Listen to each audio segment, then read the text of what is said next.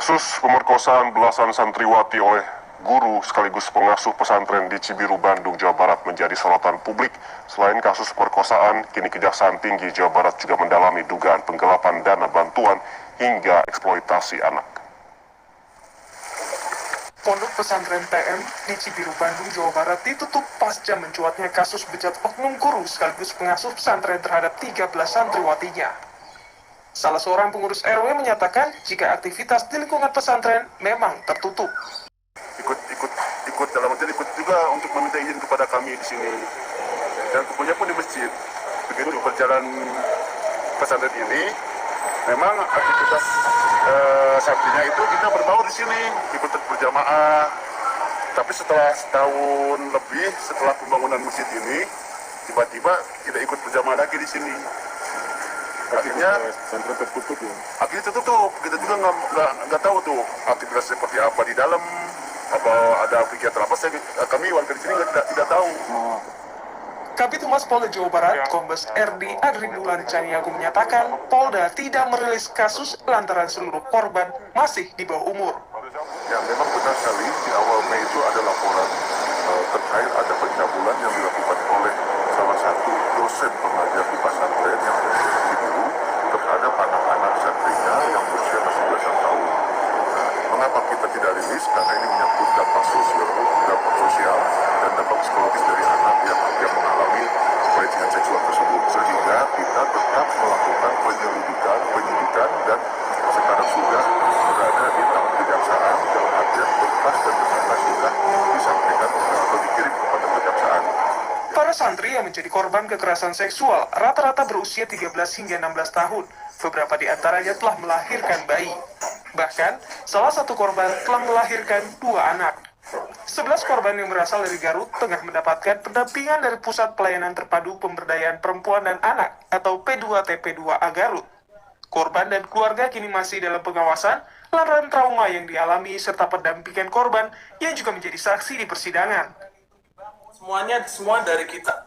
Jadi 8, 1 sampai ada 2 anak. Nah ini tapi dari semua sekarang selama 6 bulan semua sudah lahir. Jadi kan tadi di TV saya melihat 2 lagi hamil, tidak, sekarang semua sudah dilahirkan. Sebenarnya mereka sekolah di sana juga karena gratis. Jadi mereka banyak bertalian saudara dan tetangga.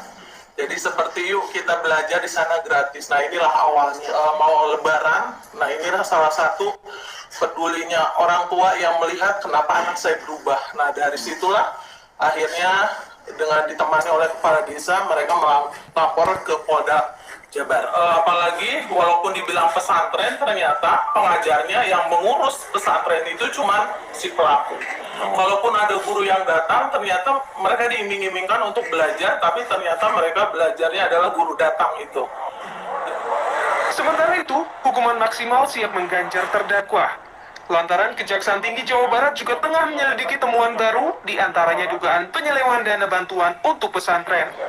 Untuk kemudian menginformasikan kepada kami, sehingga nanti akan kami lakukan tuntutan semaksimal mungkin terhadap pelaku yang bersangkutan. Ada kemungkinan untuk hukuman kebiri, Pak? Nanti kita lihat ya, pasti akan kita lihat, akan kita pelajari, akan kita kemudian kaji secara lebih lanjut terhadap yang bersangkutan itu. Karena korbannya cukup banyak, Pak. Ya, 13 orang.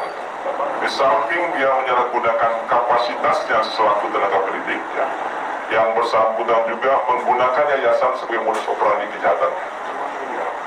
Jadi ada dugaan kami ya dari teman-teman intelijen setelah melakukan pengumpulan data dan keterangan ya, melakukan penyelidikan ya, bahwa ada dugaan kemudian juga menggunakan ya, dana ataupun menyalahgunakan dana yang berasal dari bantuan pemerintah untuk kemudian misalnya digunakan untuk katakanlah menyewa apartemen, hotel dan sebagainya. Sementara anggota Komisi 3 DPR RI, Cucun Ahmad Samsurizal menyatakan kasus ini mendorong RUU Tindak Pidana Kekerasan Seksual RUU TPKS segera disahkan untuk membuat efek jera serta adanya pencegahan kasus serupa. Ada oknum tenaga pengajar tenaga pesantren yang melakukan asusila kepada santrinya. Makanya Undang-Undang Tindak Pidana Kekerasan Seksual ini untuk efek jera, saya kemarin kemarin di DPR menjadi terdepan untuk segera disahkan. Kasus itu pertama kali dilaporkan kepada kepolisian pertengahan 2021. Namun baru diketahui publik ketika sidang ke-7 dengan agenda mendengarkan keterangan saksi di Pengadilan Negeri Bandung Selasa lalu. Terdakwa HW, pengajar yang juga pemilik dan pengurus pondok pesantren TM, dituduh telah melakukan pemerkosaan terhadap 13 santri di bawah umur.